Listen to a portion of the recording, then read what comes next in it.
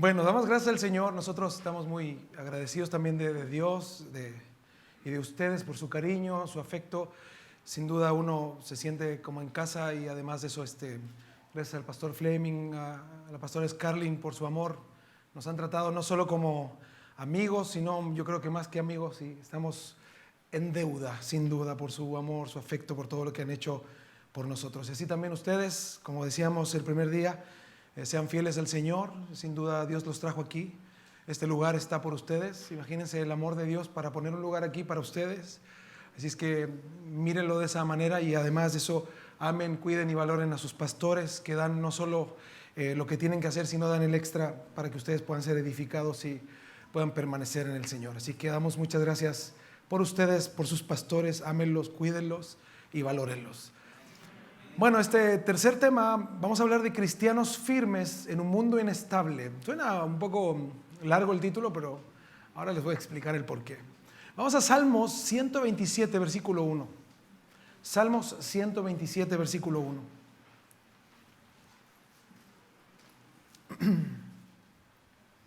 Un texto muy conocido, muy reconocido, y lo podemos incluso recitar sin necesidad de buscarlo. La palabra del Señor dice así: si Jehová no edificare la casa, en vano trabajan ¿quiénes? Los que la edifican. Si Jehová no guardare la ciudad, en vano vela la guardia.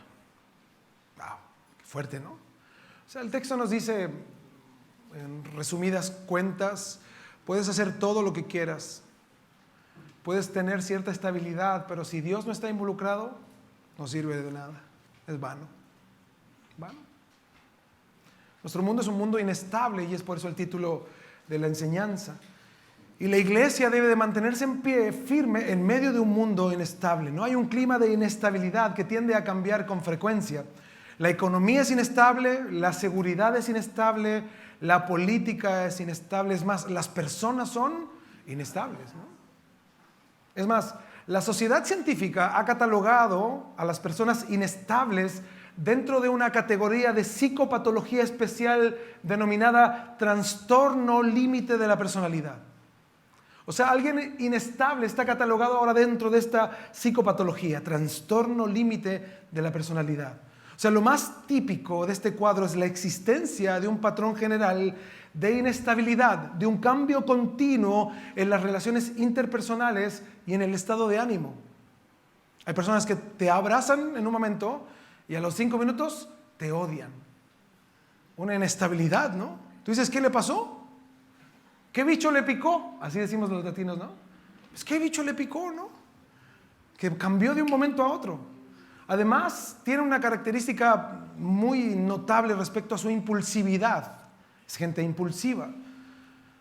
Es por eso que imagínate, si la sociedad ha catalogado esta inestabilidad emocional o mental bajo un trastorno, nos damos cuenta que la sociedad en sí completamente es inestable. Literalmente, la iglesia y las familias cristianas estamos en medio de un barco que está en medio de una tormenta que se mueve de allá para acá, que nos quiere tirar, y nosotros tenemos que luchar por mantenernos firmes. Dios nos llama a estar firmes en medio de la inestabilidad del mundo y lo que el mundo experimenta. Firmes. Menos mal que no había nadie grabando. El otro día el pastor nos llevó allá a conocer la estatua de la libertad. Y ves que tienes que tomar el barquito ese. Y parecíamos los 4 como que estábamos medios, porque íbamos así caminando en el barco, ¿no? Si alguien nos hubiera grabado, hubieran dicho, los pastores de casa de oración están tomando, ¿verdad? Porque ahí íbamos los 4, ¿no? Tratando de... Porque el barco se movía así, muy fuerte. Muy fuerte. Estábamos tratando de mantenernos estables en un ambiente inestable. Es por eso la advertencia en el Salmo 127. ¿Saben lo increíble del Salmo 127? Es que es un salmo de David para su hijo. ¿Quién fue el hijo de David que nosotros conocemos? Bueno, uno de los tantos que tuvo, ¿no? ¿Quién reinó? Salomón. Entonces David le está advirtiendo a su hijo Salomón una realidad. Y le dice, Salomón, le dice, si Jehová no edificare la casa, en vano trabajan los que la edifican. Si Jehová no guardare la ciudad, en vano vela la guardia. Por eso este es un cántico para Salomón, y lo más probable es que David, al momento de escribirlo, está advirtiendo a su hijo su rol primordial dentro del hogar. Que usted y yo debemos entender que el hombre no es quien edifica el hogar. Nosotros no somos ni siquiera los que podemos edificar el hogar, sino es Dios. Es más, tú no eres el proveedor de tu casa. Ay, ¿qué está diciendo? ¿De dónde lo sacaron este pastor? Tú no eres, es Dios. Tú eres el medio que Dios usa. Pero te digo algo, incluso si tú no estás, Dios puede seguir proveyendo a tu familia, contigo o sin tigo. Pues sí, Dios es soberano. Es más, tú te sientes muy acá, el proveedor de la casa, y tu esposa te dice, mi amor, dame para el mandado. Ay, ya te di, ¿no? Y tú estás calentando el dinero en el bolsillo ahí. Tu esposa con necesidades, a veces no sabemos. O el hogar, y tú te sientes el proveedor, con la autoridad de decidir si dar o no dar. Pero Dios te puede quitar así la salud, mira. Y pasas de ser el proveedor al que están cuidando, ¿no? Al que hasta pañal le van a poner. Y la misma mujer que tú ofendiste es la que ahora te cuida, te sustenta, te muda. Qué fuerte, ¿no? Esa es nuestra realidad. Eso le está diciendo David a su hijo. Oye, le dice, si tú quieres edificar algo, no consiste en tus fuerzas, no eres tú el que edifica, es Dios. Tu trabajo será infructuoso si no es Dios quien edifica. Es vano, es inútil. Es más, dice, puedes colocar mil guardias en la ciudad, pero si no es Dios quien está resguardando la ciudad, quien cuida, en vano van a estar tus guardias ahí. Vas a creer que estás poniendo tu propia seguridad, pero si no es tu confianza en Dios, esa seguridad será vana. Por eso Salomón es advertido por su padre que entienda que la obra del hombre tiene su lugar. O sea, ¿debemos hacer algo? Sí. Pero es de poca utilidad lo que hacemos si no es Dios y si no es la bendición de Dios en la que estamos sustentados. Sin la obra y sin la bendición de Dios, en vano trabajan los que edifican y en vano cuidan los que quieren resguardar algo. Hay un lema en la ciudad de Edimburgo, en Escocia. Aparece en su escudo en esta ciudad, en Edimburgo. Está adherido incluso a los documentos oficiales. Y en latín dice lo siguiente: nisi dominus frusta. Significa estas palabras que provienen del Salmo y de estas primeras palabras del Salmo 127. Sin el Señor hay frustración, significa. Sin duda, muchos creyentes están tratando de vivir una vida separados de Dios, ¿no? Podemos planear, podemos querer hacer, edificar, pero sin el Señor en vano será todo. Terminaremos solo en caos. Es muy interesante el texto en su original, porque Salmos nos está hablando que lo que estamos haciendo nosotros de edificar, si lo hacemos sin Dios, no tiene sentido, pero la palabra casa, acá, si Jehová no edificare la casa, en original es la palabra bayit, que también significa familia en hebreo. Y la palabra edificar es baná. Y ambas palabras, bayit y baná, tienen la misma raíz. O sea, vienen de la misma palabra. Por ejemplo, la palabra hijo, en hebreo es la palabra ben. Hija, bat. Casa, beit. O sea, vienen de la misma raíz, baná. Construir, edificar. O sea, a la larga lo que está hablando el texto, más que de una construcción física, está hablando de una familia. Qué fuerte, ¿no?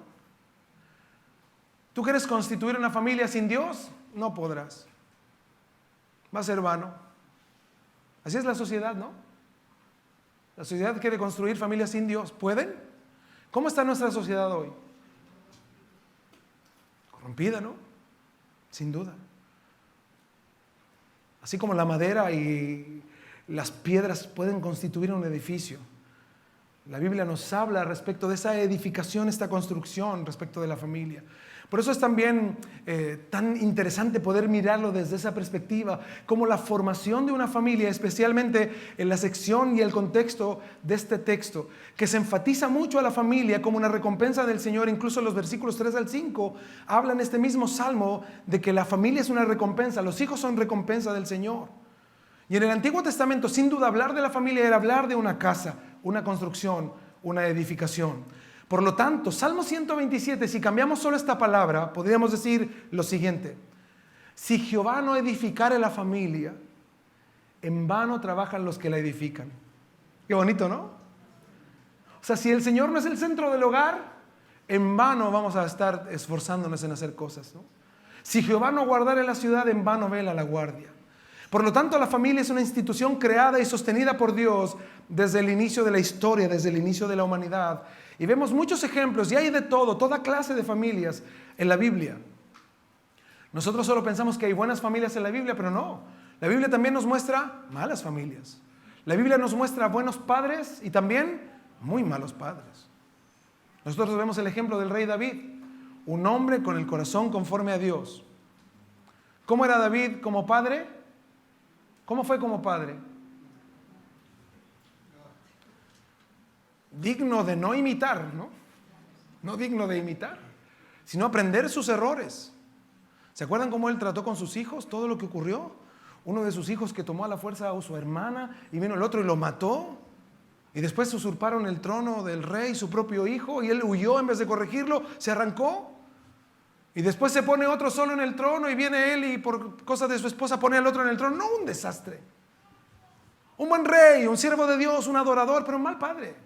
Y la Biblia no restó que viéramos nosotros ese mal ejemplo de padres para nosotros corregir esos errores y actuar de una manera diferente. Ahora, viendo estos ejemplos, yo les quiero llevar un ejemplo radical de un hombre que probablemente ustedes lo han estudiado antes, pero simplemente quiero recordarles a un hombre radical que tomó una decisión personal, pero que también afectaba a su familia respecto de Dios. Este hombre se llama Josué. Yo creo que todos lo hemos visto o leído en algún momento, pero yo quiero llevarlos a imaginar lo siguiente. Josué fue usado por Dios para tomar la tierra prometida. Él experimentó batallas impresionantes desde el poder de Dios, siendo manifiesto, visible, y ellos toman posesión de esta tierra, donde aún hay ciertos asentamientos a los cuales Dios les dijo a Israel que los quitaran de ahí, quitaran a los pueblos que estaban viviendo en todo lo que era Canaán, los extirparan, los sacaran, que terminaran el trabajo. Ellos estaban habitando ciudades, dice el texto, que no construyeron, pozos que no cavaron, casas que no edificaron. Habían visto el poder de Dios y solo les quedaba obedecer la palabra de Dios. Pero la Biblia nos enseña y nos muestra que con el tiempo el pueblo de Israel y las tribus no hicieron lo que Dios demandó que ellos hicieran. Ellos tomaron estos pueblos y tomaron esos territorios, pero a los pueblos, en vez de exterminarlos y sacarlos del territorio, los hicieron tributarios. Dijeron, bueno, a nosotros nos conviene más que nos den tributo, que nos den dinero, que nos paguen por vivir aquí, a que los exterminemos, ¿no? O sea, es mejor nuestra idea a lo que Dios demandó de nosotros. Entonces estos pueblos comenzaron a pagar impuestos y tributos para que no los exterminaran.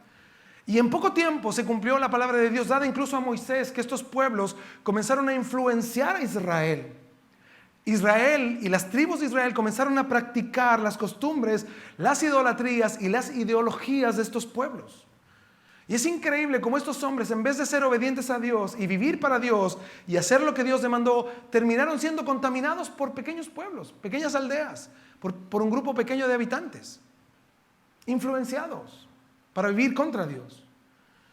Por eso en Josué capítulo 24, Josué hace un recuento histórico y les recuerda a todos ellos la fidelidad de Dios desde el momento en que Dios llamó a Abraham. Hasta ese momento, Josué ya estaba anciano y sabía que era el momento donde él podría dejar un legado al pueblo. Es como que ahora nosotros te recordáramos y te lleváramos a tu momento inicial con Cristo. ¿Cómo fue tu momento inicial? ¿Te acuerdas?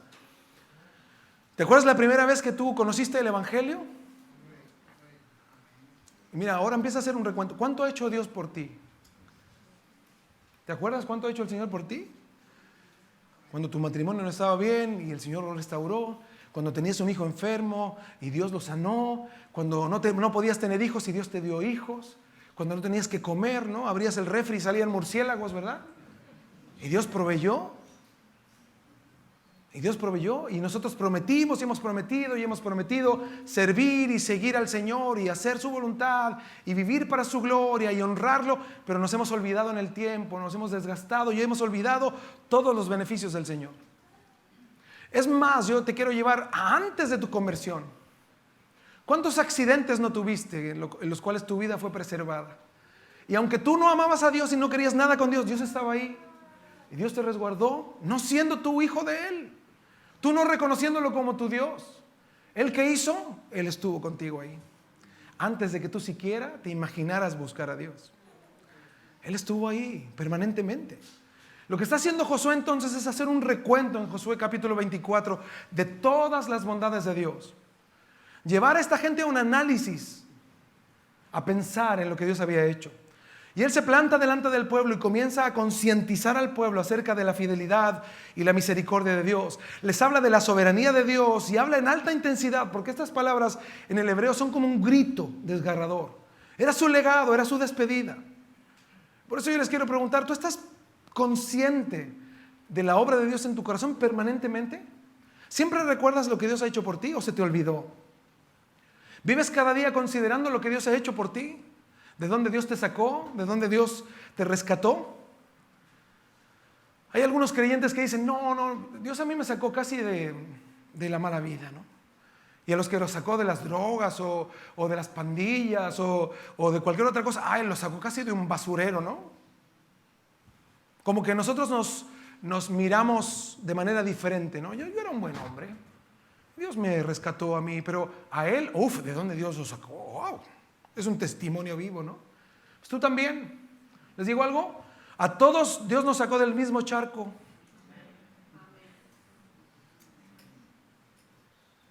A todos. Todos estábamos perdidos, dice la palabra, en nuestros delitos y pecados. Todos merecíamos el infierno, todos sin excepción, ¿no? Por más bueno que tú te sintieras antes de conocer a Dios, no eras bueno en lo absoluto, tú merecías el infierno y yo también. Y de ahí nos rescató el Señor. A todos del mismo charquito, todos iguales delante de Él. Por eso yo creo que donde a veces nos equivocamos es que muchos tienen o tenemos en algún momento una relación con Dios como pestañear. ¿Tú te acuerdas que pestañeas? No, ¿verdad? ¿Cuándo te acuerdas que pestañeas? Cuando se te mete un pelo al ojo, ¿no? Cuando se te mete una cosita al ojo, ¿y cómo estás? No puedo pestañear. Ay, me acuerdo que pestañeo, ¿no? Y ahí me saco la cosita, la piedrita del ojo o lo que se me metió al ojo y empiezo a pestañear y recuerdo que lo hago conscientemente. Pero generalmente, ¿cómo lo hago? Inconscientemente. Nuestro respirar, ¿nos acordamos que respiramos? ¿Ahora se acordaron? Pero ¿cómo estábamos en el COVID, no?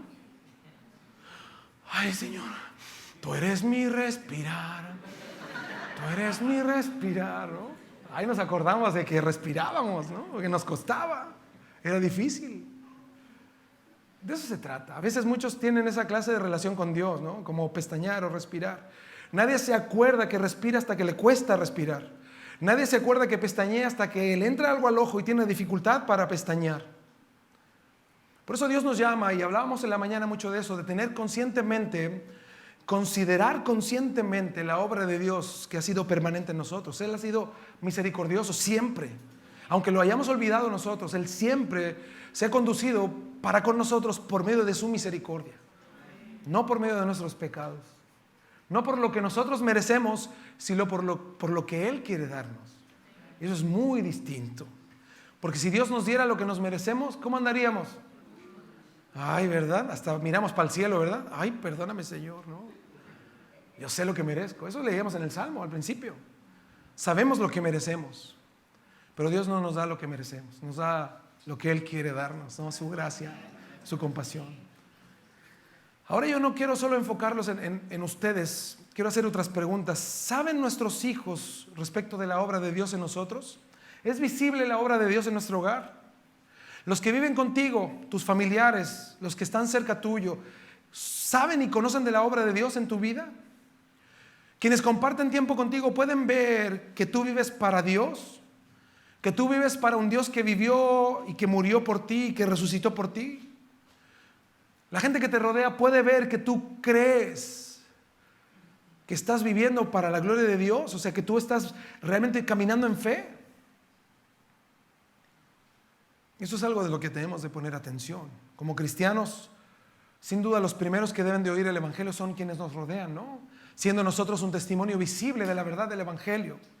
Pero además de eso, nosotros tenemos la responsabilidad de hablar el Evangelio, de vivirlo y hablarlo, expresar el Evangelio, porque el mundo se está perdiendo. Por eso vivimos en un mundo inestable que se pierde, y nosotros tratando de afirmarnos y tratando de agarrar también a nuestros hijos, nuestra familia, que estén estables en medio de la inestabilidad.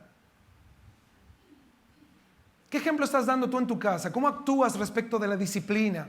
¿Qué cosas permites en tu casa que en realidad honran a Dios o deshonran a Dios?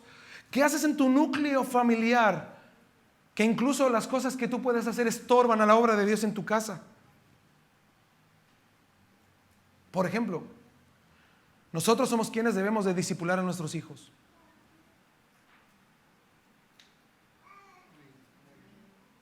Somos nosotros. ¿Sabes quién es el primero que se tiene que levantar el domingo para ir a la iglesia? ¿Sabes quién es? El esposo.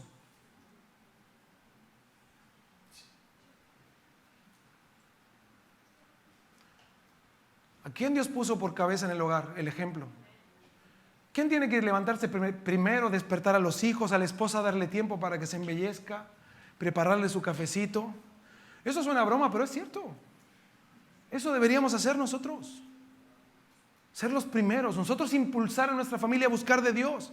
Pero ¿qué pasa en nuestra realidad? La esposa se levanta temprano, pone el café, despierta a los niños, los viste, los muda, los saca, agarra el bolso, y el marido, ¿cómo está? 5 minutos más, ¿no? Y ahorita yo me tardo nada, mi amor, yo salgo rápido. Pero nuestra responsabilidad como hijos de Dios es todo lo contrario. Quien debe de dar el ejemplo, quien debe de impulsar a la familia a buscar de Dios es el varón. Es el varón. Quien debe de comprometerse a la salud espiritual del hogar es el varón. ¿Tú guardas tu hogar para que sea un lugar donde se honre a Dios?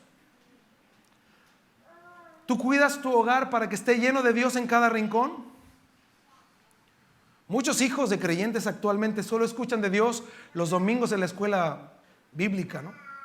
Pero nunca escuchan a sus padres hablar de Dios, no ven a sus padres en oración, no ven a sus padres en una búsqueda integral de la presencia de Dios. Porque también muchos padres creen que la responsabilidad de la vida espiritual y la salud espiritual de sus hijos recae en la iglesia. Y les digo algo, están equivocados. La salud espiritual de tus hijos no depende de la iglesia. Lo que hace la iglesia es nutrir la salud espiritual de tus hijos. Pero el responsable ante Dios de la salud espiritual de tus hijos, ¿sabes quién es?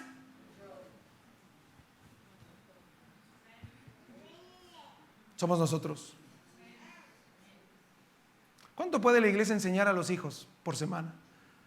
¿Cuánto podemos sembrar en los corazones de ellos si tú no lo haces permanentemente? A mí me llama mucho la atención acá en Estados Unidos, ¿no? Cómo los niños son influenciados y hablan 2 idiomas, ¿no? Desde chiquitos. Y ahí hablan inglés y español, y ahí la llevan, ¿no? A algunos niños les cuesta más el español que el inglés, y a otros el inglés que el español. Pero están entre 2 idiomas, 2 culturas. ¿Cómo le haces tú al respecto? ¿Qué le enseñas? ¿Cómo hablas con él respecto de Dios, de la salvación, del evangelio? Ellos necesitan que tú te adaptes a cómo él está viviendo y experimentando su propia cultura. Respecto a esa dualidad del idioma. Es increíble. Porque nosotros podemos como iglesia entregar verdad, pero si esa verdad no está siendo vivida por los padres, si los padres no toman su rol en el hogar, si no edifican su familia a nivel espiritual, nuestra labor como iglesia termina siendo insuficiente. No lo lograremos. Por eso la responsabilidad de la vida espiritual de la familia es de cada padre. Y si usted, a lo mejor su esposo no es creyente, usted también tiene que cumplir ese rol. Qué fuerte, ¿no? A veces nosotros pensamos que ahí la llevamos y vamos bien, pero Dios quiere ajustar nuestra vida espiritual. Es por eso que, entendiendo un poco lo que ha hecho Dios por nosotros y cómo Dios ha resuelto que nosotros vivamos para su gloria, lo que hizo Josué fue llevar a pensar y a meditar como lo hemos hecho ahora. Yo estoy seguro que el codazo que le pegó su esposa es como decir, el próximo domingo vamos a obedecer la palabra, ¿no? Así que el que se levanta primero, viejito, ya sabes, ¿no? A mí me das mi tiempo, ¿no? Ocúpate de las niñas. Yo sí lo hacía, yo sí lo hice toda la vida. El que despertaba temprano era yo el domingo, yo no siendo pastor, siendo un miembro de una iglesia. Yo lo entendí. No sé por qué, pura gracia, ¿eh? Y lo entendí, y yo mudaba a mis hijos, porque tenía hijos chiquitos, los mudaba, los vestía. Yo a mi esposita la dejaba tranquila, que se arreglara, que estuviera bien, cómoda. Yo agarraba el bolso de los pañales, agarraba la silla del otro, agarraba el más grandote y vámonos a la iglesia.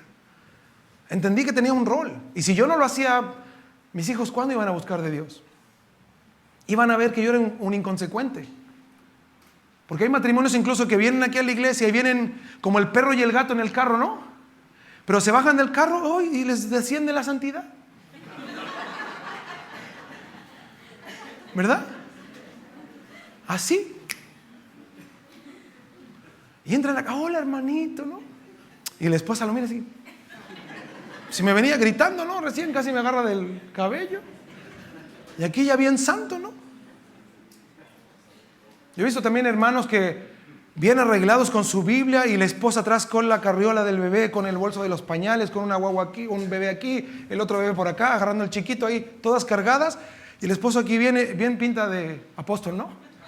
Aquí bien, su bibliota, bien tranquilos, despreocupados de su familia. Hermanos, los hijos crecen rápido y cuando son jóvenes, si nosotros no hemos dado un buen ejemplo, no van a querer nada con el Señor, porque van a haber vivido en una falsedad cristiana. Eso es lo que está haciendo Josué, llevando a meditar al pueblo, llevándolos a pensar, a analizar su vida. ¿Cuánto Dios ha hecho por nosotros? ¿Cuántas promesas yo le hice al Señor? ¿Cuántas no he cumplido? ¿Dónde estoy hoy? ¿Dónde debería haber estado hoy? Algunas personas llevan 20, 30 años en el Evangelio y no sirven en nada porque no quieren comprometerse, ¿no? No, pastor, yo llevo 30 años y ya estoy cansado. ¿Cansado de qué? Si no has hecho nada. Avergonzado debería estar, no cansado. De tener tantos años en el Evangelio y estar ahí, ¿no? Siendo un miembro nominal. No, deberíamos esforzarnos por comprometernos, ser parte de la iglesia, servir, estar comprometidos con Dios y con la iglesia local. Por eso Josué les lleva a meditar. ¿Qué es lo que yo he hecho ahora en este momento? Todos hemos pensado, meditado lo que hemos hecho mal, bien, el codazo, el no codazo, y etcétera, ¿no? Pero Josué lleva al pueblo a esto y él concluye con lo siguiente, Josué 24:14. Josué 24:14.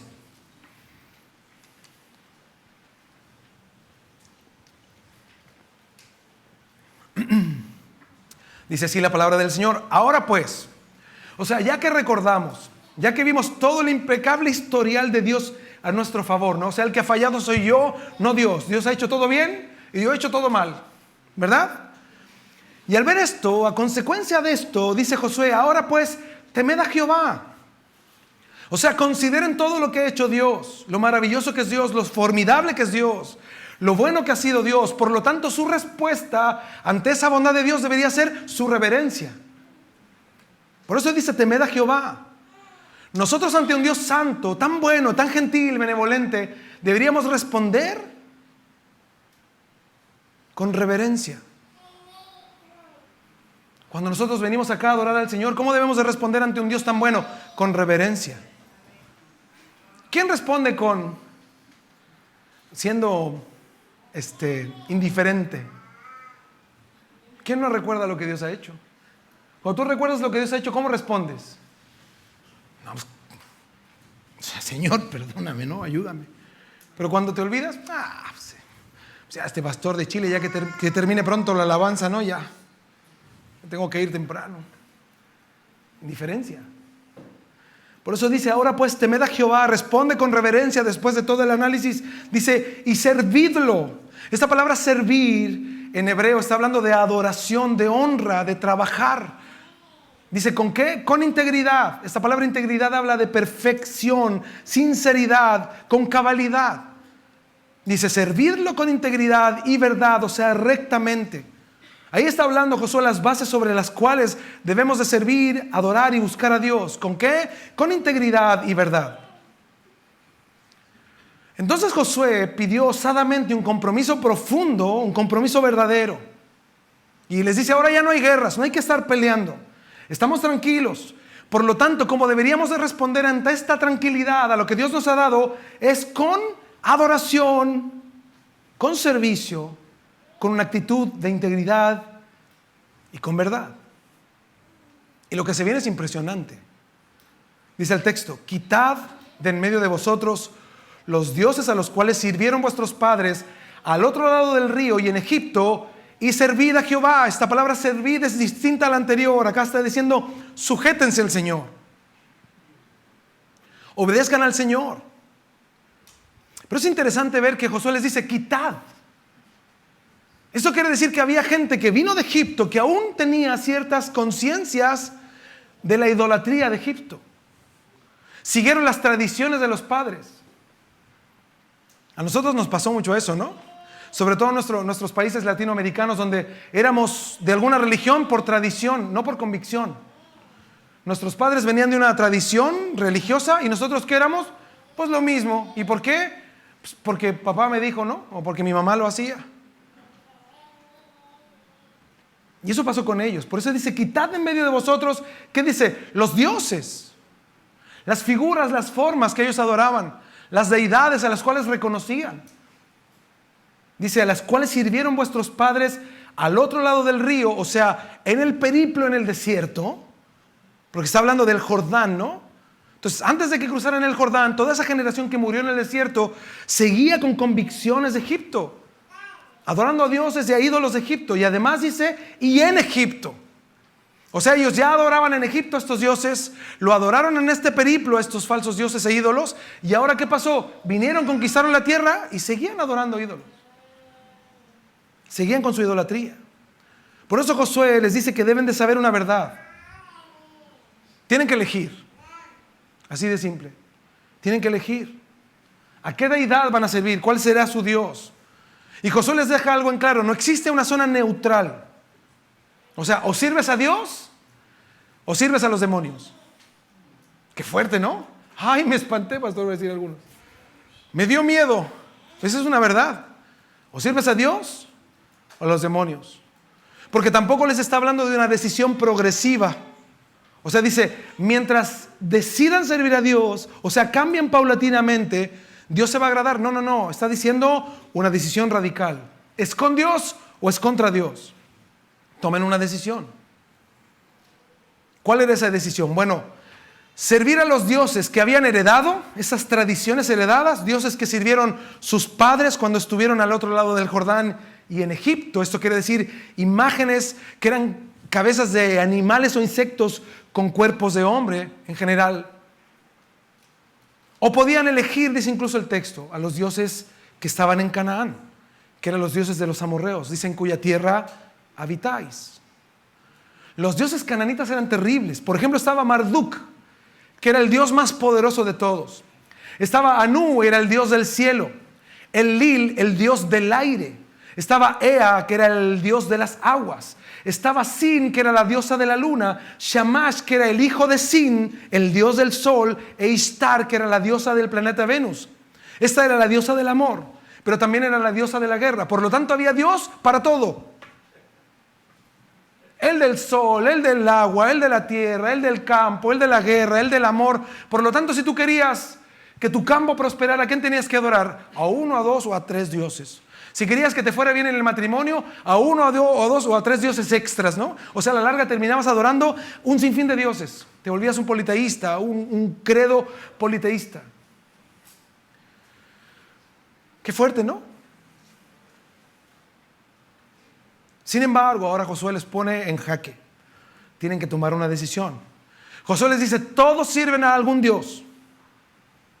Literalmente a los demonios. O pueden decidir servir al verdadero y único Dios. Y ese era el problema de Josué, la mayor carga en su corazón. Verse viejo y ver que las personas que él llevó a tomar la tierra que Dios les dio se habían dejado influenciar por sus vecinos. Estaban siendo influenciados en sus pensamientos. Y ellos estaban influenciando a otros por medio de estos pensamientos, por sobre las ordenanzas de Dios. Por eso dice el 24:15 de Josué, Josué 24:15: si mal os parece servir a Jehová, fíjense, los pone a pensar. O sea, si no quieren, dice: escogeos hoy a quién sirváis. Escojan entonces si a los dioses a quienes sirvieron vuestros padres cuando estuvieron al otro lado del río, o a los dioses de los amorreos en cuya tierra habitáis. O sea, donde vayan ustedes hay idolatría, hay ídolos. Escojan, defínanse, decidan. Por eso dice, pero. Él dice, yo ya tomé una decisión. Yo ya determiné algo, yo escogí algo. Dice, pero yo en mi casa, ¿qué dice el texto? Sí. Aquí hay dos cosas importantes. Lo primero, él se antepone a su casa. Dice, yo primero que todos. El primero que tiene que cambiar, dice Josué, el primero que tiene que tomar una determinación, soy yo. El primero que se va a sujetar al Señor, soy yo. El primero que va a obedecer a Dios, soy yo. El primero que quiere vivir en adoración y en integridad para con Dios y en verdad, soy yo. El primero que tiene que derramarse con todo el corazón y depender de Dios, soy yo. Él no está haciendo un pack de que todos lo adoren. No, él dice, yo primero. Yo primero.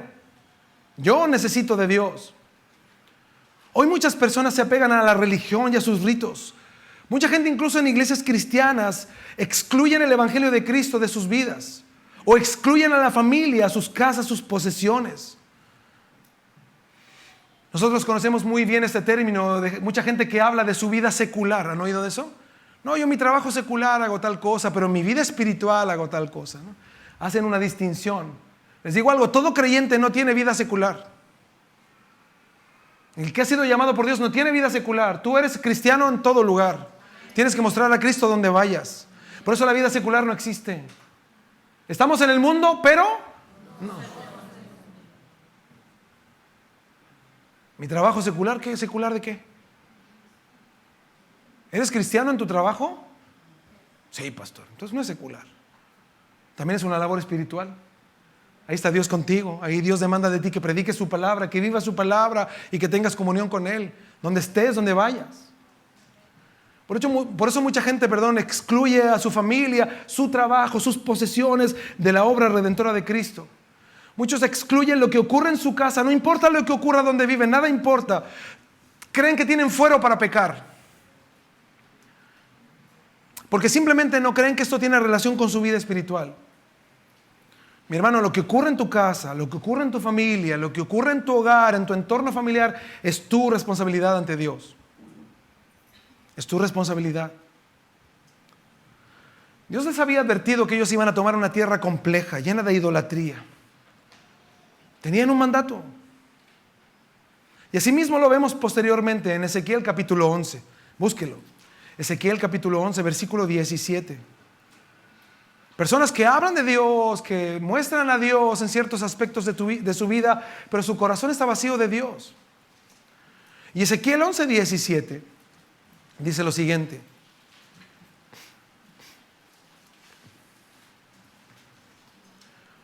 Dice así la palabra del Señor: di por tanto, así ha dicho Jehová el Señor. Dice, yo. ¿Quién los iba a recoger? Yo, dice el Señor. Yo os recogeré de los pueblos y os congregaré de las tierras en las cuales estáis esparcidos, y os daré la tierra de Israel. Y volverán allá y quitarán de ella todas sus idolatrías y todas sus abominaciones. Esta palabra abominación en hebreo es toevá, habla de algo repugnante, asqueroso. Dice el 19, y les daré, o sea, cuando se arrepientan, cuando quiten la idolatría, las abominaciones, dice, yo les daré. ¿Qué les va a dar? ¿Posesiones? ¿Tierra? ¿Dinero? ¿Carros? ¿Fama? ¿Éxito? ¿Qué les dará? ¡Wow! ¡Qué fuerte!, ¿no? ¿Qué buscan muchos creyentes? Beneficios financieros, económicos, estabilidad. ¿Qué es lo que Dios quiere cambiar en ti? El corazón.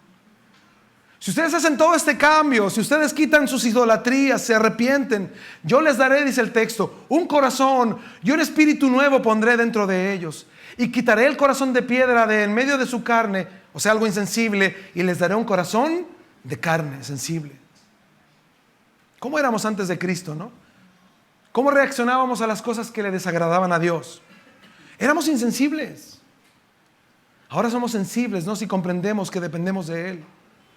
Cuando nos abstenemos de pecar contra Dios, ¿no? Porque lo que anhelamos es tener comunión con Dios.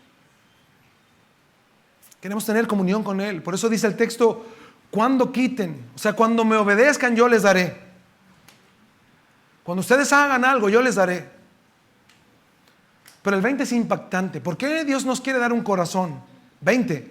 para que anden, para que tengan la capacidad de vivir permanentemente ¿en qué? En mis ordenanzas, y guarden mis decretos y los cumplan, los vivan y me sean por pueblo y yo seré a ellos por Dios.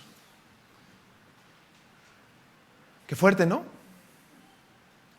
Fíjate, o sea, todo aquel que está dispuesto a ser transformado por Dios, que quita sus idolatrías, que se arrepiente y se quiere volver a Dios, Él va a transformar nuestro corazón. ¿Con qué objetivo? Que caminemos en sus preceptos, tengamos la capacidad de vivir para su gloria, podamos frenarnos de vivir en el pecado o asediados por el pecado, pero firmes en Él, fortalecidos en Él, para rendirle honor a Él, porque somos su pueblo y Él es nuestro Dios. Si no cambiamos, seremos solo ritualistas. Mucha gente obedece los parámetros de la iglesia, ¿verdad? Vienen, cantan, levantan las manos, se sientan, aplauden, todo lo que es un ritualismo. No me malentienda con ese término, ¿eh? Solo quiero decir que conocemos como la costumbre evangélica, pero no estamos dispuestos a obedecer la palabra de Dios. No estamos dispuestos. Porque lo que dice la palabra, para ser parte del pueblo de Dios es necesario, fíjense, es necesario andar en sus ordenanzas, guardar sus decretos y cumplirlos. No es solo tener conciencia o conocimiento al respecto, sino vivirlos. O sea, una evidencia de que realmente somos cristianos. Vivir para Dios y vivir en Dios y caminar bajo sus decretos y estatutos. Por eso dice el versículo 21, mas aquellos cuyo corazón anda tras el deseo de sus idolatrías y de sus abominaciones. ¿Se entiende la diferencia? O sea, ellos desean pecar, no les interesa lo que Dios abomina. Ellos permiten todo lo que es contra Dios, lo que afrenta a Dios, para ellos es deleite. Dice, yo traigo su camino sobre sus propias cabezas, dice Jehová el Señor. La versión contemporánea de este texto dice lo siguiente, el versículo 21. Pero aquellos cuyo corazón vaya tras el deseo de sus idolatrías y de sus abominaciones, les haré que sufran en carne propia las consecuencias de sus conductas. O sea, no va a vivir bajo la gracia de Dios, sino bajo las consecuencias de sus decisiones. Es como el hombre, ¿no?, que entusiasmado compra un carro nuevo y tiene un trabajo estable, se proyecta y se compra un Tesla, ¿no? El más caro, ese que parece caja de cartón, ¿no? Esa camioneta. Parece una caja de leche, ¿no? Como si la cortaras. Yo creo que en eso se basaron para hacerlo. Y tú estás estable en tu trabajo, confías en ti mismo, y te compras el Tesla y llegas en ese Tesla ahí al trabajo, ¿no? Acá tirando por así. Es indestructible ¿no? Dice. Estacionas y entras al trabajo y tu jefe te llama y dice, necesitamos hablar contigo. Un ascenso, ¿no? Gerente, manager. Dicen, bueno, te vamos a despedir. ¿Perdón? ¿Qué dijo? Pues estás despedido. ¿Qué vas a hacer con el carro? ¿Qué vas a hacer? Vas a vivir las consecuencias de tus malas decisiones. Porque no estás afirmado en certezas, estás afirmado y estable en algo que es inestable. Tú crees que tienes seguridades, pero si no estás firme en el Señor, estás inestable. Y vas a tomar decisiones en esa inestabilidad, porque no confías en Dios ni dependes de Dios, dependes de ti mismo. ¿Qué vas a hacer con el Tesla? Tienes dos opciones, ¿no? O vergonzosamente lo devuelves y pierdes el enganche y todo lo que... y pasas vergüenza, ¿no? O lo otro, te mantienes firme, férreo y necio en seguir pagando algo que no vas a poder pagar. Por eso dice, aquellos cuyo corazón anda tras el deseo de sus idolatrías y de sus abominaciones, van a vivir las consecuencias de sus malas decisiones. O sea, como no quieren ser aconsejados por Dios, van a vivir y experimentar siempre consecuencias. Por eso, mis hermanos, Dios evidentemente dice la palabra, mira el corazón, pero a veces esto suena un poco romántico, ¿no? Como que la gente está bien tiesa así adorando y tú le dices, hermano, motívate, ¿no? Adora al Señor.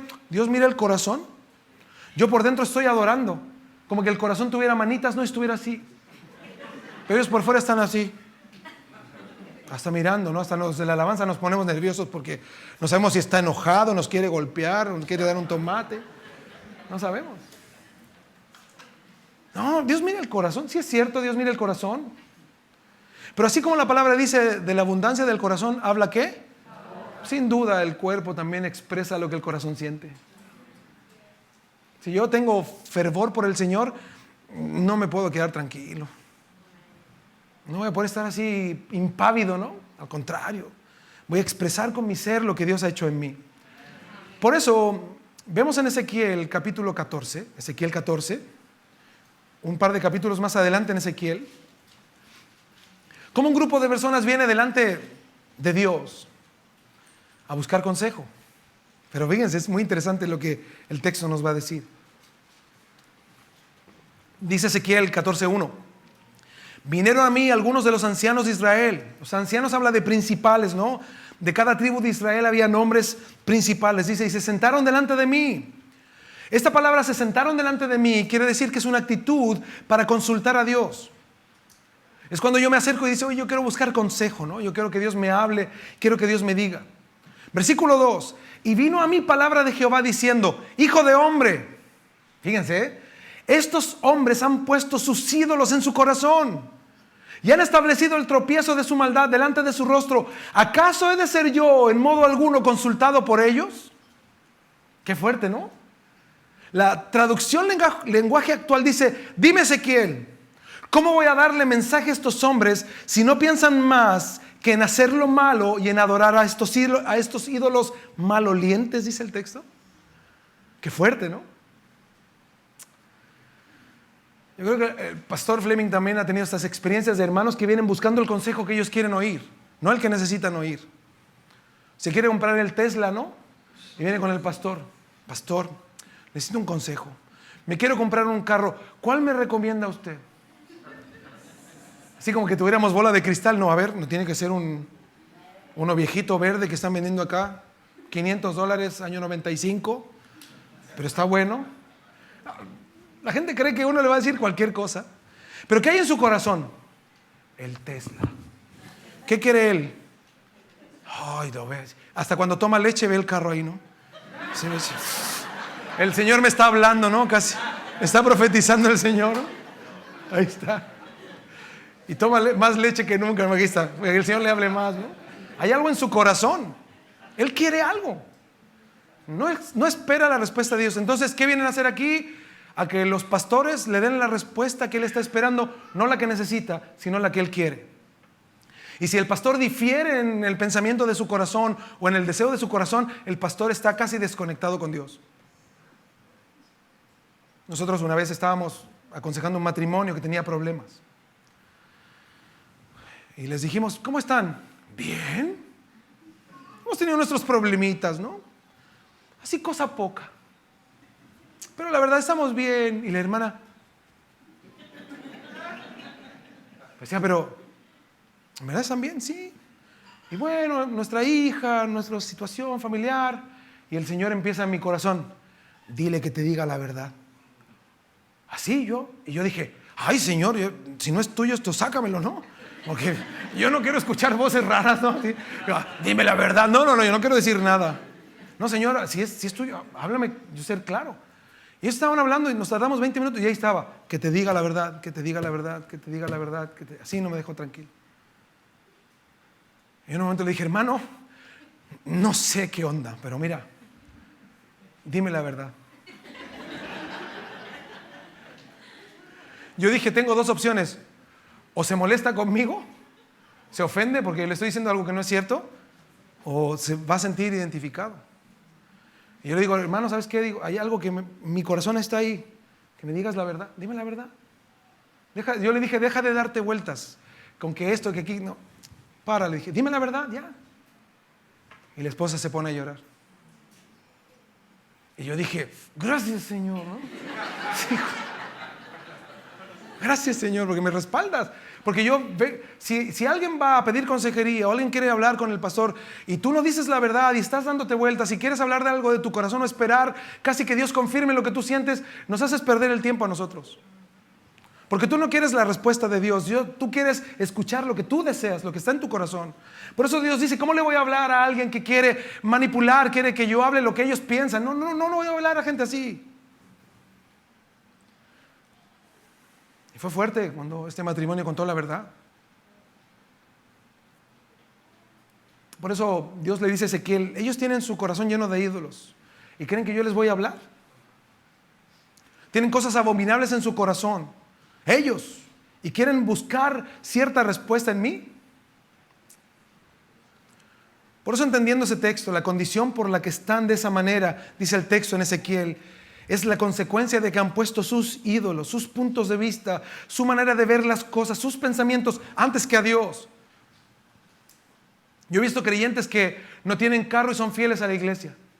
Y oran, Señor, dame un carro, si tú me dieras un carro. Y lloran, no, Señor, y piensan en el carro. El Tesla no les alcanza.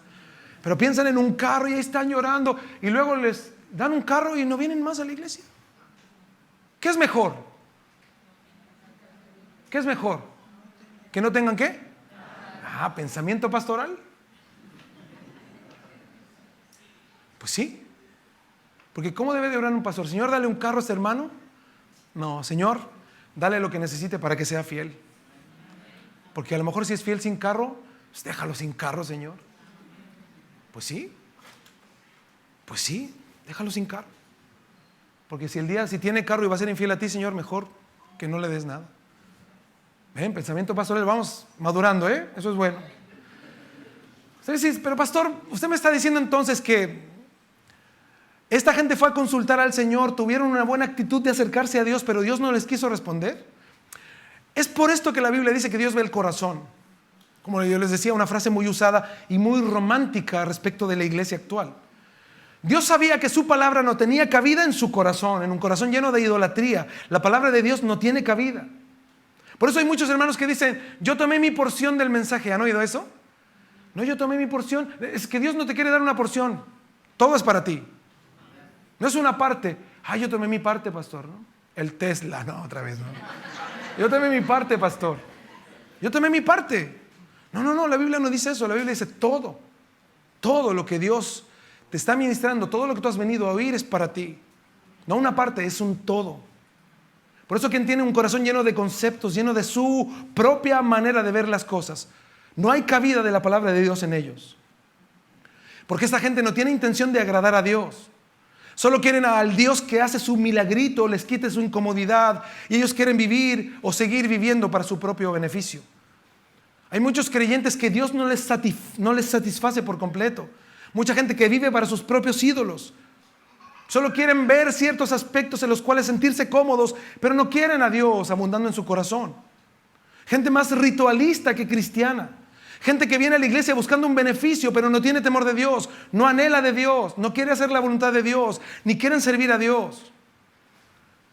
Hay muchos creyentes que quieren que Dios se involucre en su hogar, pero rechazan al Dios que quiere entrar en su hogar. Por eso dice Josué 24:15, regresando a Josué. Josué 24:15.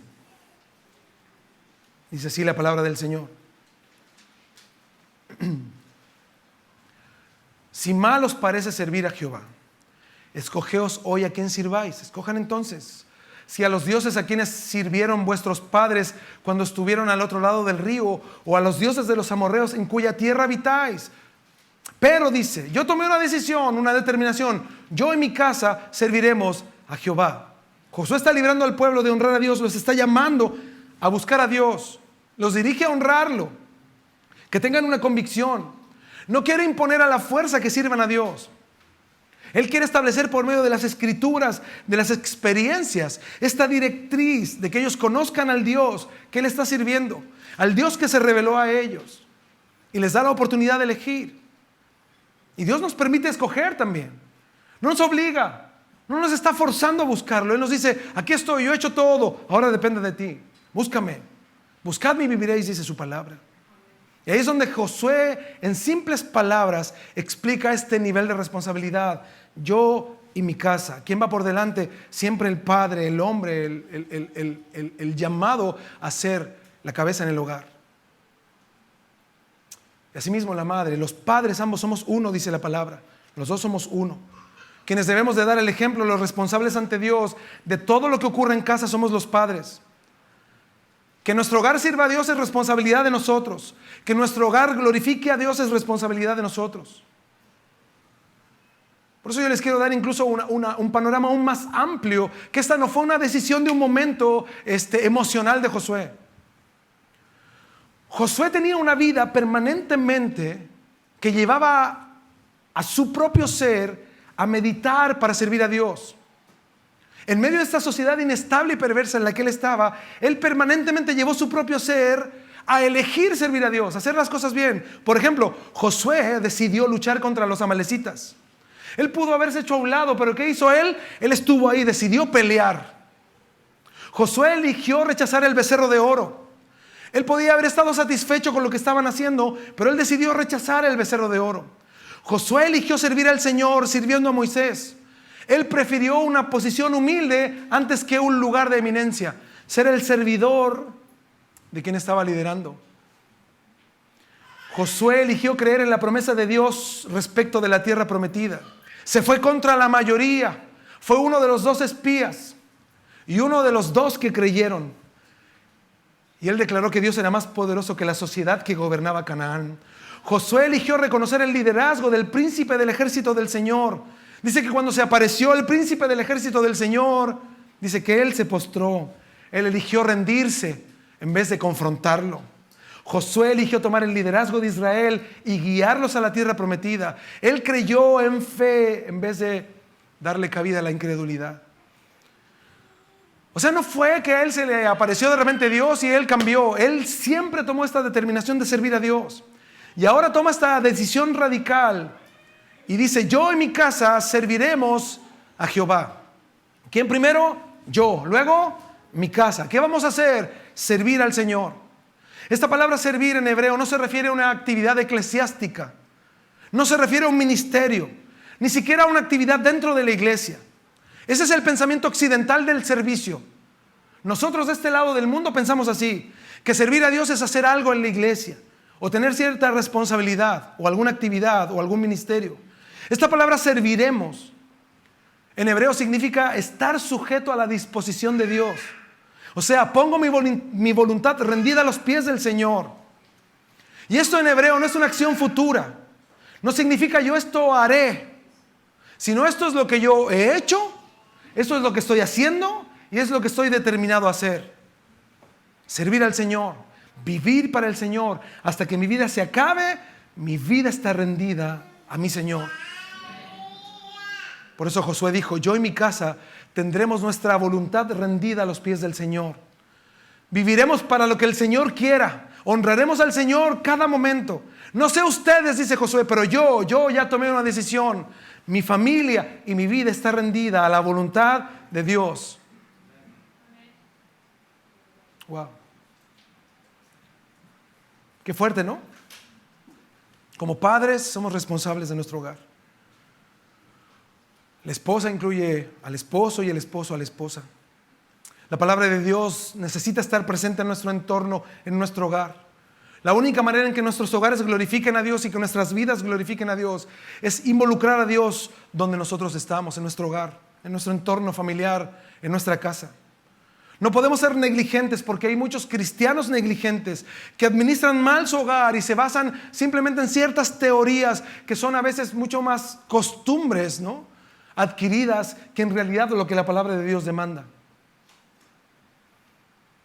Nosotros hemos conocido creyentes que le tienen más temor a los hijos o a sus familiares o amigos cercanos que a Dios mismo. Hay creyentes que permiten que en su casa exista sexo ilícito, desviaciones, depravaciones de parte de sus hijos y familiares que viven con ellos. Lo permiten libremente. Hay padres cristianos que permiten que sus hijos tengan vicios y conductas denigrantes. Hay personas que permiten a sus familiares fumar y beber en sus hogares. Ahí van tus familiares inconversos y tú, no importa, el cristiano soy yo. ¿Y tu casa? ¿De quién es tu hogar? ¿Dónde rindes honor a Dios entonces? A nosotros nos pasa que tenemos familias inconversas y al principio, cuando llegamos porque nosotros vivimos en México 10 años, cuando regresamos a Chile nos invitaban a todas sus fiestas, ¿no? Y nosotros íbamos Y ya con llegar nosotros, apagaban sus cosas y guardaban el trago y se les hacía aburrida la fiesta. Porque aquí estábamos nosotros, ¿no? Y no podían bailar, no fumaban, no bebían. Entonces esperaban a que nos fuéramos a sacar las cosas otra vez. Y eso pasó como 2 veces, porque la tercera vez ya nos invitaron más. ¿En verdad? Porque sabían que ellos, para que nosotros estuviéramos ahí, tenían que restarse a cosas. ¿Te pasa así con tu familia? O están fumando frente a ti y te tiran el humo, ¿no? Oye, estabas aquí. Y hasta te hacen la figurita, es el circulito, ¿no? En la cara. Así. Se te ve la aureola, ¿no? ¿Qué piensan ellos de tu conversión? A veces hay hermanos que para llevar bien, como se dice en México, la fiesta en paz con la familia, permiten un montón de cosas en su casa. Hay cristianos que permiten que vengan personas de afuera, que hablen malas palabras en sus hogares y no frenen nada. Hay cristianos que se abstienen de orar por los alimentos cuando su familia inconversa los visita. Y ahí están callados. Lo que Dios da bendito está, amén. Vamos, ¿no? Que no se den cuenta. Hay cristianos que participan de mentiras y engaños, son cómplices en muchas cosas. Hay cristianos que viven en hogares llenos de ofensas, de groserías, llenas de gritos y maledicencias. Hay cristianos que viven en entornos llenos de mentira, de consumismo, llenan el corazón de sus hijos de lo mismo que ellos quieren o tienen.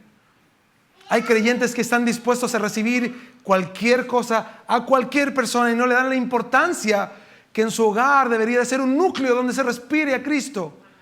Por eso no nos olvidemos que la palabra dice: el ángel de Jehová acampa alrededor de ¿quiénes?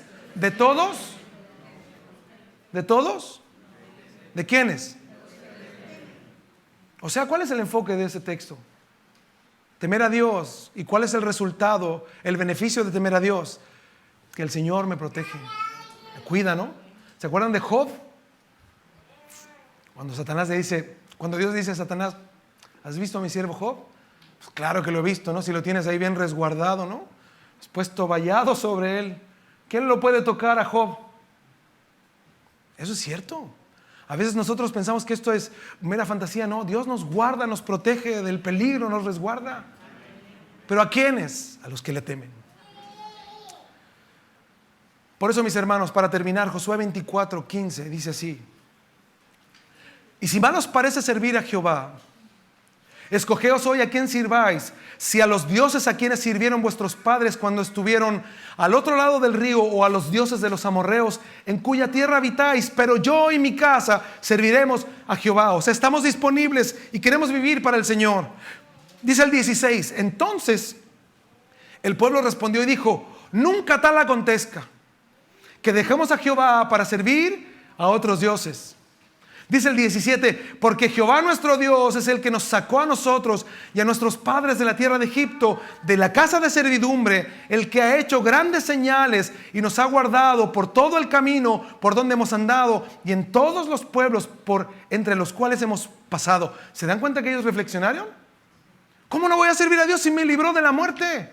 Cuando choqué ahí en la freeway y choqué y debía haber salido volando, Dios me guardó. ¿Cómo no lo voy a servir? Si hasta cuando fui a comer ahí algo casi envenenado y estoy vivo. Dios me guardó. Dios me ha guardado. Estuve enfermo, me dio el COVID, estuve hospitalizado. Dios me guardó. ¿Cómo no voy a servirle? Esa es la respuesta de Israel. Dice el 18: y Jehová arrojó de delante de nosotros a todos los pueblos y al amorreo que habitaba en la tierra. Nosotros también serviremos a Jehová porque Él es nuestro Dios. Wow. Espérenme, mire. El 19 dice: entonces Josué dijo al pueblo: no podréis servir a Jehová. No se engañen. Eso es muy emocional. Es muy emocional. No podrán. ¿Por qué? ¿Qué dice el texto? Porque Él es Dios, ¿qué? Santo y Dios celoso. No sufrirá. Esta palabra significa tolerar, permitir, admitir. No va a permitir vuestras rebeliones y vuestros ¿qué? O sea, ellos querían seguir con sus rebeliones y sus ideas, pero buscar a Dios. ¿Se puede? Debo de arrepentirme, morir a eso, vaciar mi corazón de mi orgullo, de mis deseos, de mis anhelos, tomar mi cruz todos los días. y seguirlo. Josué les está diciendo, así como están ustedes, no pueden servir a Dios, no pueden honrar a Dios, olvídense, no van a poder hacerlo, no pueden sujetarse. Pero yo sí, ahora sí, yo te prometo que sí, Josué, te prometo que sí. 20. Si dejareis a Jehová y serviereis a dioses ajenos, o sea, si dejan de obedecer al Señor y hacen lo que les da la gana, dice, Él se volverá y os hará mal y os consumirá después que os ha hecho bien. O sea, ya cuando tienen conciencia de que Dios es un Dios justo y que Él va a juzgarnos de acuerdo a su justicia, y como Él es justo, si nosotros no queremos vivir para su gloria y vivimos contra Dios, también su justicia nos va a alcanzar. Y esa justicia también a veces trae corrección. Por eso aquí no está hablando de pérdida de algo, está hablando de que Él va a hacer lo necesario si es que ellos deciden dejar sus conductas. Si tú dices, Señor, yo quiero que tú entres a mi casa, entres a mi vida y transformes mi vida, Dios te dice, ¿en serio? ¿Estás dispuesto a que yo haga lo que tenga que hacer para que yo reine en tu hogar? ¿Estás dispuesto? Una vez un hermano habló y nos dijo, pastor, dice, el mensaje me pegó. Me pegó, dijo. Como un garrotazo, dijo. Dio un pelotero de estos de ahí de los Yankees, ¿no? Que le dio en la cabeza. Me dice, pero en mi casa tengo más de, lo voy a pasar a dólares para que me entiendan. Tengo en mi casa más de $10,000 en alcohol. ¿Qué hago? Tengo botellas, dice pastor, pero reliquias. Él tenía una convicción. Dice, ¿y ahora qué hago? ¿Qué creen que le dije yo? Pues tómeselo, hermano. No. O sea, hermano, un hermano estaba ahí, ¿no? Pues que se lo tome rápido. No. ¿Sabes lo que le dije? Pues tíralos. Dice, ¿en serio? Sí. Y ahí estaba el hermano abriendo, me contaba luego después, botella por botella, ¿no? Yo me lo imagino sufriente, seamos honestos. Sobre todo con lo más caro, ¿no? Ay, Señor, ¿por qué? Hubiera servido para la Santa Cena, ¿no? Esto. Destapándolo ahí, gloc, vaciándolo. De a 2 botellas, de a 3. Pero dice que él, mientras más vaciaba, más convicción agarraba. Y después iba agarrando la otra vez, sale cochino alcohol. Y lo vaciaba. Convicción real. No es solo decir, ay, pastor, sí, pero yo llego a mi casa y hago lo que quiero. No, son convicciones, transformación, un cambio de corazón. Por eso dice el 20, si dejareis a Jehová y sirviereis a dioses ajenos, Él se volverá y os hará mal y os consumirá después que os ha hecho bien. 21, el pueblo entonces dijo a Josué, no, sino que a Jehová serviremos. O sea, sí podemos. ¿Cómo que no? Sí puedo. 22, y Josué respondió al pueblo, vosotros sois testigos contra vosotros mismos de que habéis elegido a Jehová para servirle. Y ellos respondieron, testigos somos. Por tanto, 23, quitad pues, dice, ahora. ¿Cuándo? Ahora. ¿Qué? Los dioses ajenos que están entre vosotros e inclinad vuestro corazón a Jehová, Dios de Israel. ¿Se dan cuenta? Adoren a Dios, inclinen su corazón, humíllense delante de Dios. 24, y el pueblo respondió a Josué, a Jehová nuestro Dios serviremos y a su voz obedeceremos. Híjole, qué fuerte, ¿no? Josué les dice, ustedes están decidiendo sin presión. Yo no los estoy llevando a presionarlos, ustedes están decidiendo. 25, entonces Josué hizo pacto con el pueblo el mismo día y les dio estatutos y leyes en Siquem. Hay muchos cristianos como Israel, ¿no? Que no han tomado la decisión de servir a Dios con todo. Siempre le sirven y le buscan parcialmente. No han tomado la decisión de comprometerse con integridad y en verdad. Solo lo hacen parcialmente. Hacen lo mínimo para sentirse bien con Dios. Han dado muchas vueltas con su vida y están viviendo en muchas ocasiones las consecuencias de su desobediencia. Pero debemos entender que lo que está haciendo Josué es servir a Dios con todo lo que él tenía, su familia, sus recursos, sus habilidades, su tiempo, sus fuerzas, su vida, con todo. ¿Cómo lo aplicamos esto entonces? Sea ejemplo. Tome usted una decisión personal. No espere a que otro la tome por usted. Usted tómela. Y no tenga miedo de ejercer su autoridad, sobre todo en su hogar. Defienda su casa. hágalo un lugar de honra y de adoración a Dios. Quite todo lo que está mal ahí. Saque todo lo que impida que en verdad el Señor se glorifique en su hogar. Que en su hogar se respire a Cristo. Que su familia entienda eso. Ponga, hasta yo le digo a los hermanos, ponga estos letreritos de textos bíblicos hasta en el baño. Que sus hijos cuando vayan al baño vean ahí: el ángel de Jehová acampa alrededor de los que y los defiende. ¿Se imaginan un hijo ahí que va al baño y ve eso? ¡Ay, híjole! Y ve para acá y otro texto, y para acá y otro. Está ahí siendo nutrido por la palabra de Dios. Proteja su hogar, proteja su vida, decida en verdad quitar de su corazón lo que va contra Dios y busque a Dios con todo su ser. Yo en mi casa serviremos a Jehová, fue la declaración de Josué. Estableció que en su hogar, en su vida, todo lo que pertenecía a él y todo lo que dependía de él iba a honrar a Dios. Aunque sus familiares se enojen, aunque los hijos se enojaran, aunque sus amigos ya no los visiten, él se determinó, a pesar de todo y contra todo, que su vida ahora estaba determinada para servir a Dios y para vivir para Dios. Josué enseña respecto a su propia decisión. Él lo determinó y vivió así hasta su muerte. Por eso él dice: escojan ustedes entonces. Escojan. Ustedes pueden escoger, pero yo, dice él, yo en mi casa serviremos al Señor. Mis hermanos, sin duda hoy Dios nos llama a vivir en medio de una sociedad inestable honrando a Dios, tomando decisiones y determinaciones serias. ¿Saben para qué? Porque Dios se quiere glorificar en nuestros hogares, en nuestras familias, en nuestras vidas. Dejar de mirar el Evangelio de manera liviana como lo miramos, llevando nuestras propias conveniencias y anteponiéndolas a las demandas de Dios. Si Dios nos trajo a nosotros siendo personas que están al otro lado del planeta, para que ustedes puedan entender algo a lo mejor tan sencillo, obedezcamos a la palabra de Dios y seamos determinados. No sé ustedes, pero yo en mi casa serviremos al Señor. Oremos, oremos.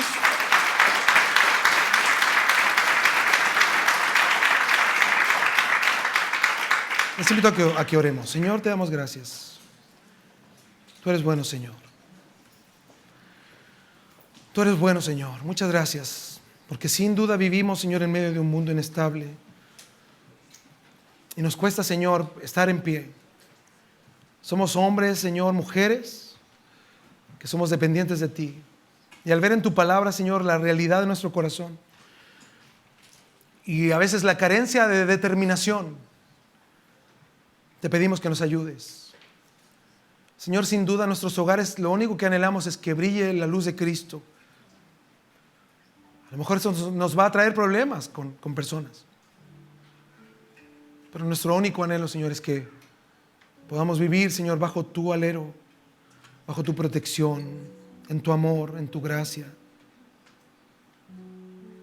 Aquí estamos, Señor, un grupo de personas, padres, madres, hijos, suegros, suegras, tíos, tías, hermanos, hermanas, que siempre nos relacionamos con personas que no quieren mucho contigo, Señor.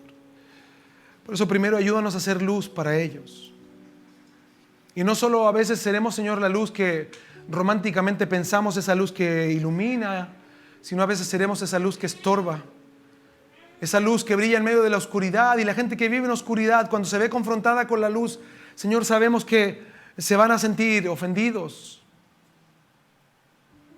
Pero a pesar de eso, ayúdanos, Señor. Sabemos que servirte a ti, Señor, a veces a algunos será de bendición, para otros será de estorbo. Simplemente, Señor, porque mucha gente no quiere nada contigo. Y al ver, Señor, a Cristo reflejado en nuestras vidas, como decía el apóstol Pablo, nos van a considerar incluso locos por nuestras decisiones. Pero bendita locura, decía el apóstol Pablo. Así mismo queremos vivir hoy, tomando una decisión, Señor, de vivir para tu gloria. Gracias porque hoy nos has hablado para vivir, Señor, determinados a tener un hogar, a ser hombres y mujeres, Señor, que te busquen. Aunque nuestro entorno no lo haga, queremos buscarte con todo el corazón. Aunque a veces seamos los únicos creyentes en nuestra familia, fortalécenos, Señor. Creemos que tú has venido a salvar familias, no solo personas, a familias. Y tú tienes tu tiempo incluso para nuestros hijos, para nuestros suegros, para nuestros familiares, nuestros hermanos. Tú lo tienes, Señor. Por eso, mientras eso ocurre, fortalécenos, Señor, que no decaigamos en nuestra fe, sino que podamos vivir determinados en ti. Ayúdanos, Señor, a caminar, a mirarte, Señor, como el blanco perfecto, siempre, no solo momentos, sino en cada momento de nuestra vida. Señor, ayúdanos a quitar los ídolos de nuestro corazón, las ideas, Señor, y los parámetros humanos que rigen a la sociedad que están dentro de nuestro corazón, y ayúdanos a vivir para tu gloria. Gracias, Señor, por este lugar, por los pastores de este lugar, por los ministros de este lugar, quienes sirven, porque hemos encontrado, Señor, un lugar no solo de sana doctrina, sino un lugar lleno de amor, Señor, donde podemos cobijarnos, donde nos aman, donde nos alientan, donde también nos corrigen, para que podamos, Señor, salir de este lugar fortalecidos y llenos de ti. Te damos gracias, Señor. Como orábamos delante, Señor, ayuda a esta iglesia, Señor, en todos, no solo los proyectos, sino en la sanidad del corazón de mucha gente, Señor, que va a estar llegando y que ha llegado a este lugar. Que permanentemente, Señor, no solo nos encontremos contigo, sino que veamos, Señor, tu obra, Señor, y te veamos a ti reflejado en cada uno de mis hermanos. Ayúdanos, Señor, a vivir en unidad, en amor mutuo, para que todo lo que en el mundo, Señor, nos cause dolor o dificultad, en este núcleo de, Señor, en la iglesia pueda ser amor, Señor, respeto, tolerancia, compañerismo. Te damos gracias, Señor. Ayúdanos a vivir para tu gloria. Ayúdanos, Señor, a decir, como dijo Josué, no sé lo que hará el resto. No sé a quiénes van a servir ustedes. No sé qué van a decidir ustedes. Pero yo ya tomé una decisión. Yo quiero vivir para Dios. No quiero ser del montón. No quiero ser uno más. No quiero ser un cristiano nominal. No quiero solo llenar una silla en una iglesia. Yo quiero servir al Señor. Quiero ser útil en sus manos. Quiero ser el medio que Él ocupe para que en mi trabajo la gente conozca a Cristo, en mi hogar conozcan a Cristo, en mi familia conozcan a Cristo, en mi entorno conozcan a Cristo. Ayúdanos, Señor, a ser esa clase de gente. Gracias, Señor, por este día, por cada uno de mis hermanos, por tu palabra, y ayúdanos, Señor, a vivirla. Fortalécenos, Señor, capacítanos, y te agradecemos con todo el corazón. Te damos muchas gracias. Hermanos, vamos a cantar al Señor. Yo les invito a que ahí en su lugar levanten sus manos, dile: Señor, ayúdame. Tú estás trazando, Señor, un camino para mi vida. Me estás diciendo lo que tú quieres que yo haga, cómo debo de tomarme en serio, Señor, tu llamado. Por eso ayúdanos, Señor, fortalécenos, llénanos de ti, Señor. Ten misericordia de nosotros. Ayúdanos, Señor. Y a ver si cantamos juntos esta canción, mis hermanos. Me has mostrado el camino por el cual yo debo andar. Sobre mí has puesto tu mirada, oh Dios. Me has mostrado el camino por el cual yo debo andar. Sobre mí has puesto tu mirada, oh Dios. Me diste a entender entre el bien y el mal, pues tu palabra es mi caminar. Vamos, iglesia, levanta tus manos al Señor y dile: en tu gracia me esforzaré, Señor Jesús. Solo en ti, Jesús, está el poder. No en mí, no en mí, no en mí, no en mí. Quiero en ti.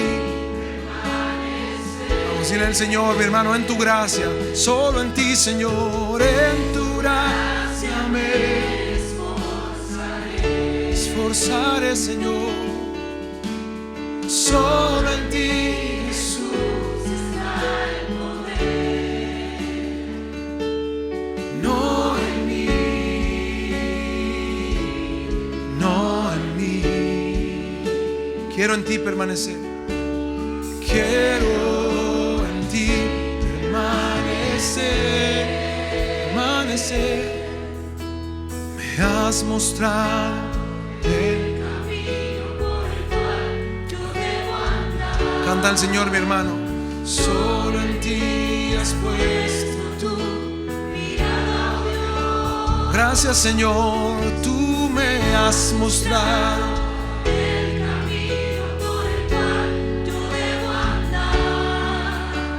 Sobre mí has puesto tu mirada, oh Dios. Me diste a entender, oh, me diste a entender entre el bien y el mal, pues tu palabra es mi caminar. En tu gracia me esforzaré, en tu gracia me esforzaré. Solo en ti, Jesús, está el poder, no en mí, no en mí, no en mí. Yo quiero en ti permanecer, quiero en ti permanecer. En tu gracia me esforzaré. Solo en ti, Jesús, está el poder, no en mí, no en mí. Quiero en ti permanecer, yo quiero en ti permanecer. Una vez más, iglesia, canta al Señor. En tu gracia me esforzaré. Ayúdanos, Señor. Solo en ti, Jesús, está el poder, no en mí, no en mí, no en mí, no en mí. Quiero en ti permanecer. Quiero en ti permanecer. Gracias, Señor.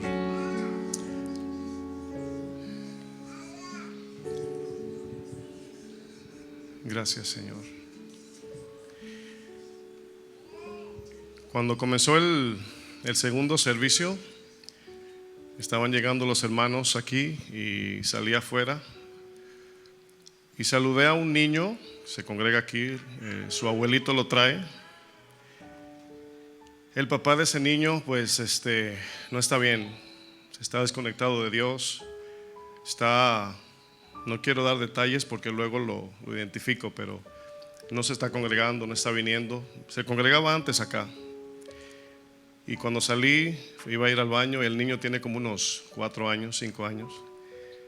Y le digo, "Where's daddy? ¿Tu papá?" Y se quedó así frisado y dijo, "Está ahí adentro." Y le dije, "No, ese es tu abuelo." "¿Y tu papá?" Y bajó la cabeza, dijo, "Home." Y hay muchos matrimonios, muchas familias, hermanos que están pasando situaciones muy difíciles en la casa, muy difíciles. Y verle la cara a ese niño me quebrantó. Ver la cara de un niño de 5 años que no entiende lo que está pasando en su casa. No sabe. Lo único que está recibiendo es el dolor. Y yo sé que Dios, pues en su gracia, cuida a los niños con una gracia especial, pero a veces venimos aquí y la palabra a lo mejor en el momento emocional la recibimos, pero estamos pecando a escondidas, viendo pornografía, a lo mejor entre matrimonios, abuso doméstico, y levantamos las manos, seguimos en lo mismo. Y a veces cuando traemos las enseñanzas, pues yo como pastor de aquí, ¿no? Y es una iglesia muy receptiva a la palabra, pero el Señor nos está advirtiendo. Estamos en tiempos difíciles. Cuando el pastor me preguntaba el tema, me expuso algunos temas y dije, no quiero escoger, quiero que Dios nos hable. Yo también estaba recibiendo, yo también estaba como un alumno ahí aprendiendo. Me duele un poquito el cuello porque casi ni me movía así en los 3 servicios de tan interesante la palabra, ¿no? Pero no juguemos al Señor. Si tienen cosas escondidas, pónganse a cuentas. O sea, no quisiera yo, imagínense que yo diga aquí Dios me está mostrando a alguien. Si no te arrepientes, te voy a exponer con nombre. No voy a hacer eso, ¿no? Pero pues Dios es un Dios de amor, pero también es prudente, ¿no? Y la predicación sale hacia el aire para que cada uno la pongamos donde va, de manera personal. ¿Sí entienden eso? Entonces, Dios nos ha hablado 3 días y va a seguir hablando, ¿no? Su palabra aquí está. Entonces, quisiera decir tanto, pero ya predicó el pastor, ¿no? Yo estoy agradecido por la vida del pastor Jonathan, gracias. Rosy, muchísimas gracias. Lo bendecimos, les amamos mucho. Gracias por dejarse usar por Dios y gracias por confrontar la iglesia, aunque no eres el pastor de aquí. Si ve que luego invitan a uno y dice, bueno, pues no soy el pastor, pero mi trabajo es predicar la palabra. O sea, no dale suave que no es tu iglesia, pues no, es la palabra, o sea, es un compromiso con Dios. Entonces, todo esto que escuchamos, ¿dolió? Sean sinceros, ¿sí o no?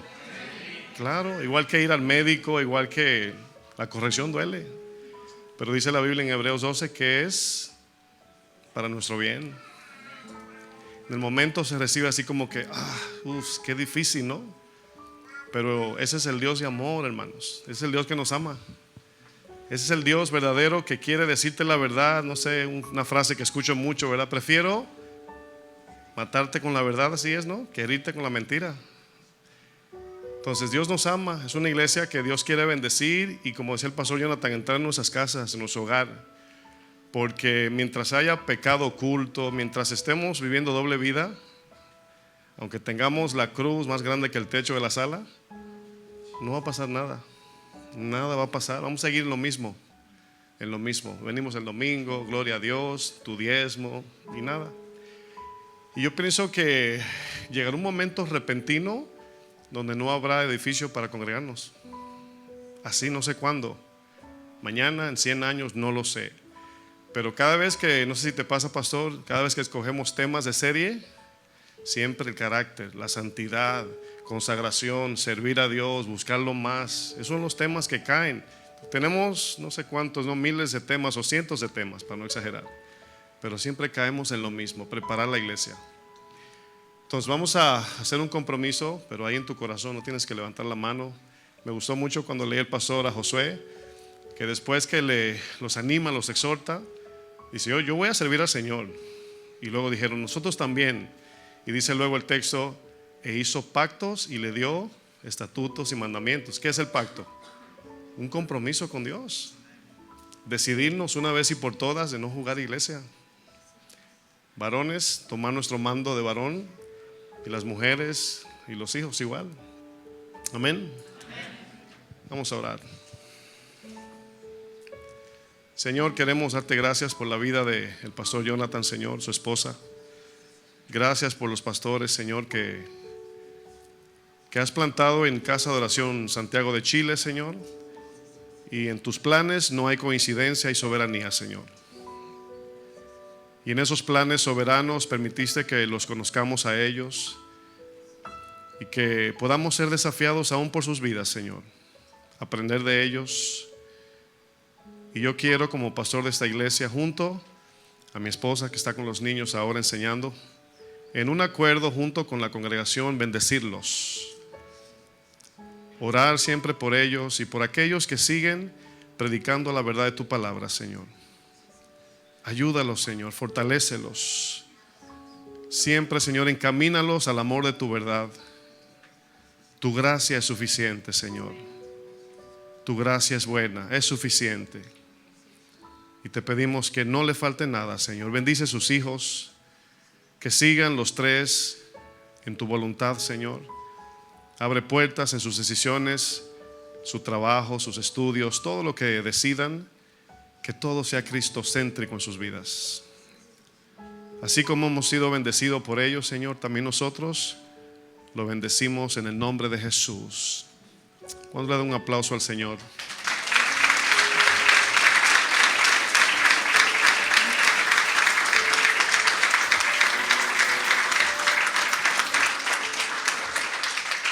Pues nada, mis hermanos, quedamos despedidos. Como decía en la mañana, las enseñanzas están ahí en el YouTube. La pueden ver en Facebook, Casa de Oración New York, y también por SoundCloud. Así que si usted ya la vio, pues también compártala porque Dios nos habló. Amén. Que Dios les bendiga.